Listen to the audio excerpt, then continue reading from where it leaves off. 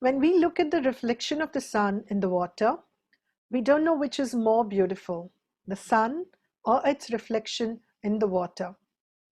Reflection adds beauty to the original, both in nature and in our mind as well. Hi, this is Nirmala Shekhar, a coach and a body talk practitioner from Singapore, and we are looking at reflection as a means of our intellectual development in a map of self-care.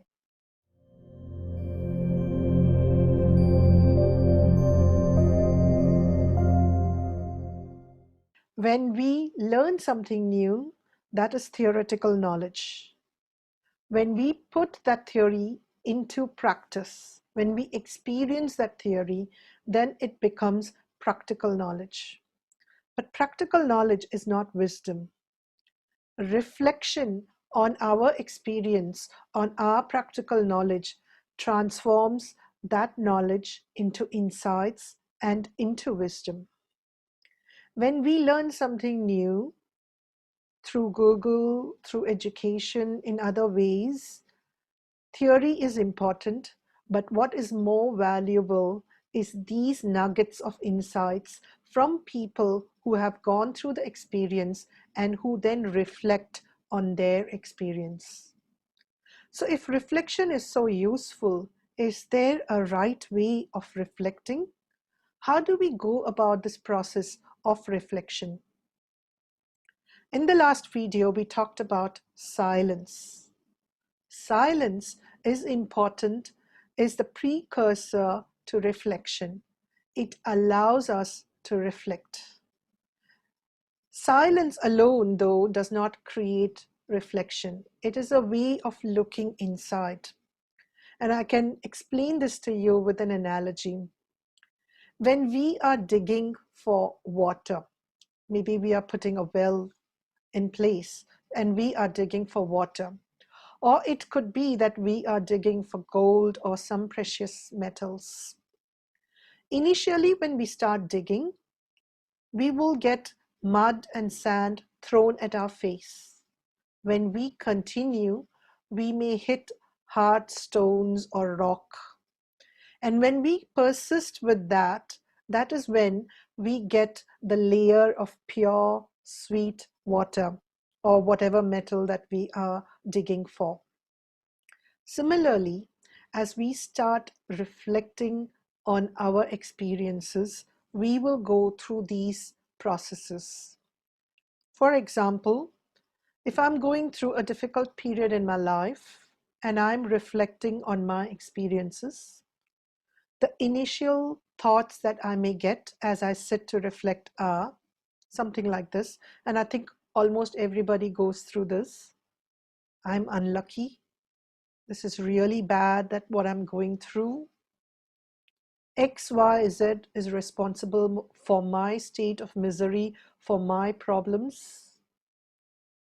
I wish I didn't have to go through this, and many others.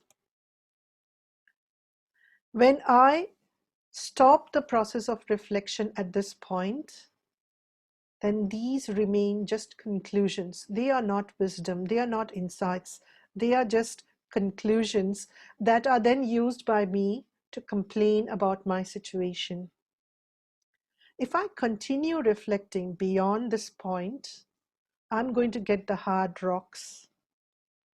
The hard rocks are those unconscious, subconscious belief systems that are holding me back, that are preventing me from going further.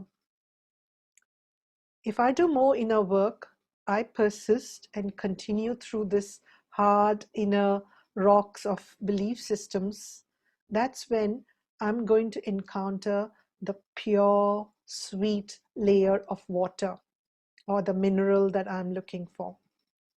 People who have gone through great difficulties and have reflected on their experiences, when they share their reflections, their words of wisdom with others, it is inspiring for generations to come. Two examples that are really wonderful for us to know. First, Nelson Mandela. He was in prison for years, And finally, when he was released after decades of being in prison, this is what he had to say. As I walked toward my freedom, I knew that if I didn't leave my bitterness and hatred behind, I'd still be in prison. This is something that I find very inspiring. Another one, Edmund Hillary, one of the first people to climb Mount Everest. This is what he had to say. It is not the mountain that we conquer, but ourselves. Reflection needs silence. Silence and an ability to listen to the promptings of the intuition that guides us from within. And a willingness to do the inner work, willingness to sit still and go within to reflect on our experiences. That over time gives us these insights, these words of wisdom. Reflection is not something that's available only to the older people of this world. In fact, reflection comes very easily, very naturally to the young, and they only need a few moments to come to their insights and wisdom, words of wisdom, whereas we may take much more time to come with wise conclusions. A couple of examples. In fact, one is something that I picked up from the internet. This is from a 2-year-old, and I thought this was wonderful. Mommy, I make you happy. You make me happy too. Everybody should make everybody happy. A 2-year-old. Another one was from my son. He was in kindergarten, I think around 5 or 6 years old, and he knew his numbers up to 20. And there was this particular problem in maths. The teacher had given an image. The image was one of a cat, and there were 10 mice. And there was also a wall with a small hole at the bottom. And the question was, the cat is coming to attack the mice. Make sure that 7 mice go into the safety of the hole. And what they were expected to do was draw a line from 7 mice to the hole. This was to test whether they knew their numbers. And when I was randomly checking, I found a big red, and he had actually put a line across each of the mice. So when I asked him why he had done that, he said, I don't want the other 3 mice to be eaten by the cats. And that was said so casually, so matter-of-factly, that I don't think the teacher had looked at this problem through those eyes. And this is something that we have available to us from the reflection of very young people. They have a way of looking at this world that it is wonderful to see the world from their eyes. Reflection, like I started in the beginning, is something that adds beauty to the original. And through our reflection, we add beauty to this world. In this intellect crazy world, there is enough of knowledge.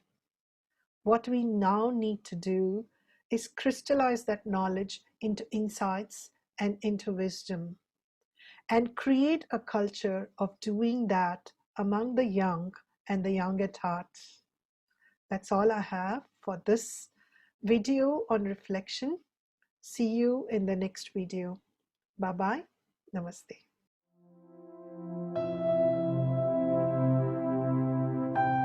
Do subscribe and hit the bell button for more weekly content on self-care.